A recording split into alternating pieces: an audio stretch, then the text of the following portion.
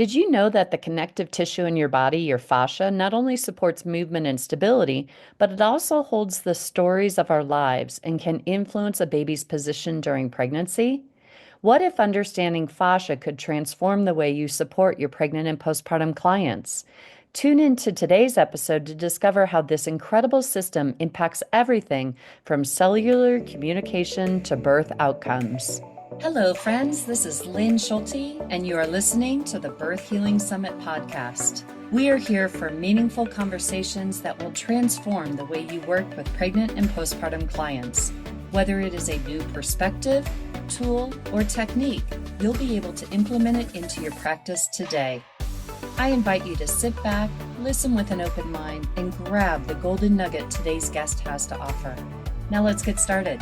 Hello, everybody. Welcome to this episode of the Birth Healing Summit podcast. I'm Lynn Schulte, your host, and today we are going to be talking about fascia. So fascia is such an amazing structure in our body. It's everywhere. And I'm going to just be running through a bunch of little tidbits about fascia and then explain more about its impact during pregnancy. So first, let's understand that fascia is made up of collagen. It's a protein that provides strength and flexibility, and it's woven throughout our entire body, supporting our organs, blood vessels, bones, nerve fibers, and the muscles. And there are different types of fascia. We have superficial fascia beneath the skin, and then we have deeper fascia surrounding the muscles and the organs. And some of that fascia is organized in regular sheets and layers, and others are more disorganized, and they appear, if you looked at them through a microscope, they're more loose, they're wet, they're slippery, there's a web-like appearance to them, and that allows for more gliding between structures, which is important for our organs and our muscles and everything. There's many different functions of fascia, and one is support and protection. So it provides structural support to everything that it surrounds, so the muscles, the organs, and other body parts. And it acts as a protective layer for some various structures in the body. It does allow for movement and flexibility. It allows things to slide and glide with each other without much friction, and it facilitates smooth movement between body structures. And when fascia gets restricted, that limits our movement and our flexibility. Another function of fascia is force transmission. It helps to distribute mechanical forces throughout the body, and it helps to transmit muscle contractions to the bones. It can provide stability to joints and overall body posture. It helps to maintain the shape and the position of the organs. There's also a cellular communication role that it plays in proprioception and body awareness. The fascia is very highly innervated, so there's lots of nerves running through it, and it contributes to the body's sensory system. There's also fluid dynamics where it helps to influence circulation and lymph flow, and it can help reduce edema and maintain fluid balance. And this is an interesting fact that I found out about, and that the fascia holds the cell and it enters the cell and it goes into the nucleus of the cell. So the fascia is actually connected to our DNA. The fascia wraps up and packs the DNA in its double helix structure. Isn't that cool? And it's also a big part of our unconscious. So we all have had that experience working on a part in a client's body, and all of a sudden they talk about a memory that they had. Well, that memory is being held in the fascia. So it remembers our life stories. It pulls us into the restrictions where we carry that story, and it can also help lead us to the release of those patterns as well. And fascia is like an information highway system in the body, and it can, if you learn to tune into the fascia, it will pull you into where there's restriction, where there's a problem in the body that the body wants you to address. So we can learn to listen to it and follow it. And when fascia is healthy, it's flexible and stretchy and allows our body to move, but it can also have injuries and inflammation, and that can cause restrictions and potentially lead to pain and reduced mobility. So, what does all this have to do with a pregnant person? Well, another concept we need to understand, if you haven't already heard of Anatomy Trains by Thomas Myers, he's written several books, has courses on it. But the anatomy trains are the fascial lines in our body. And the rules are that the connections, the fascial connections, have to follow the grain in the fascial fabric in more or less a straight line without breaks or changing levels. And that was a definition by Thomas Myers. And I know that there's several different types of lines that people have discovered over the years. Gil Headley has talked about this in his cadaver work that he's done, and then Thomas Myers written books on it. But what we need to understand is that a lot of this work on anatomy trains and these fascial lines is really done on cadavers.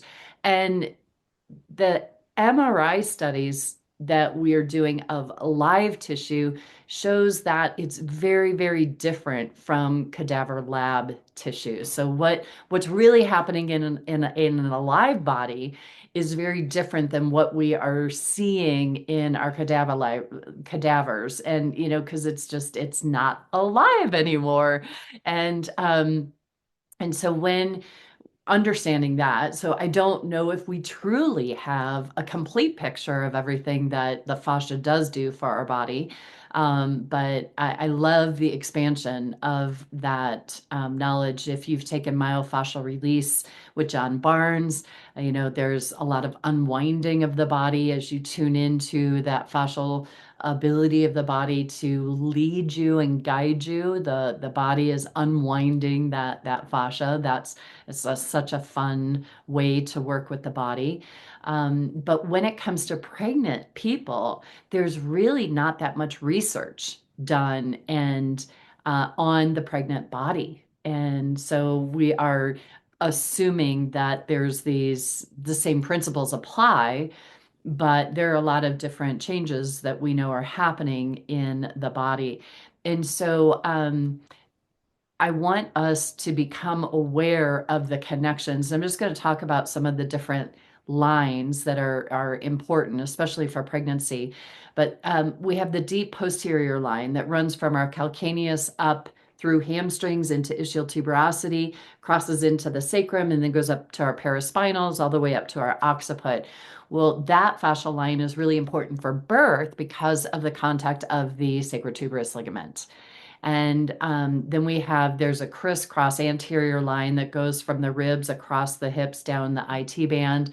And that's really important for giving and creating space for baby, and also assessing the rib cage and making sure that we've got good space for babe to find balance and a good position to get into before it comes out. And there's also a line that goes from the cranium down the anterior surface that can influence and impact diastasis recti. So we need to learn how to address these fascial planes or lines or trains, whatever you want to call it. It's the same thing, the connection of fascia from top to bottom. And how does this impact the baby's position in the body? And it's really helped broaden my perspective of how I'm working with my pregnant clients now, and adding in more of a top down, top to bottom approach to assessing my clients' bodies, and not just focusing in on the trunk and the pelvis, but the impact of tension in the shoulders and how that influences the diaphragm and the rib cage, and what that pressure is going to be putting on the pregnant fetus inside of the belly. And all of us understanding that we need to be addressing every aspect of the body when we're working with our pregnant clients, and really helping them to understand how they're using your body. And funny story, I just got done filming the new labs for the new Pregnancy Pain and Beyond course that is launching May 5th.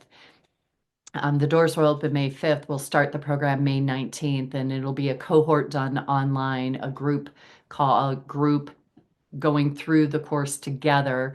It'll be dripped out to you, and we'll do some group calls to support you in your learning as you go through it. That's happening in May. And as I was filming the labs, in between as we were setting things up, just looking at the model and her posture was just not ideal. And we were helping to point out some of the things that Mary Jean helped me film it. And, in between takes, as I would run and get something, Mary Jean would assess her posture and kind of explain some things to her. She definitely has a breech baby in her belly. And so we were trying to see what we can do to help facilitate greater space and balance for her baby to possibly choose another position. And yeah, just the way she was hanging out was just not ideal. And so we really do want to address not only the fascial system, but the postures and the postures and mobility. It's everything. We need to be addressing that pregnant body as we do any other body. There's no difference there. And except for there's another human being inside of them, and it does change the mechanics and the balance of the body. But we need to make sure that fascia can move easily. We need to make sure the thoracic spine, the lumbar spine, the pelvis can all move. We've got good range of motion in the hips and the shoulders, all of it. We need to address all of it. And I do cover more of how I address the fascial trains in the body, the fascial lines, and how I work more with the fascia and the muscles and creating more space for baby. I also teach you how to palpate for baby's position in the belly and whether if it's a butt or a head heading down into the pelvis. And then I also cover a inversion technique that I teach in this new course using an ironing board. So you can check that out. And man, things change when you get your clients into an inverted position. So I am currently taking out the inversion that I do in the work that I do in an inverted position that I teach in my holistic treatment of the pregnant body course. And I'm adding this concept instead. It's just a much easier way to work with the body. So I'm always constantly adding and adapting as I learn new things, and I want to share those with you. I'm updating my courses and trying to make them better for you. So I hope you all will check out this new course that will be available May 19th is when the course will start. The doors will open May 5th for registration for it. It's the Pregnancy, Pain, and Beyond course. And I really hope that you will join me for that. So please reach out if you have any other questions. And I hope this podcast will just help broaden your awareness to the fascial system in the body and how much and how important it is in supporting our body, the function of our body, and definitely something that we should be keeping in our awareness and know how to work with it effectively as well. So all right, thanks for listening in, everybody. Take care, and we'll see you on the next episode. Here's to smoother births and faster recoveries. Bye-bye. Today's podcast was brought to you by the Institute for Birth Healing. To discover more, visit instituteforbirthhealing.com. To claim $50 off of any online course, use coupon code PODCAST50 at checkout. Till next time, I'm Lynn Schulte, founder of the Institute for Birth Healing.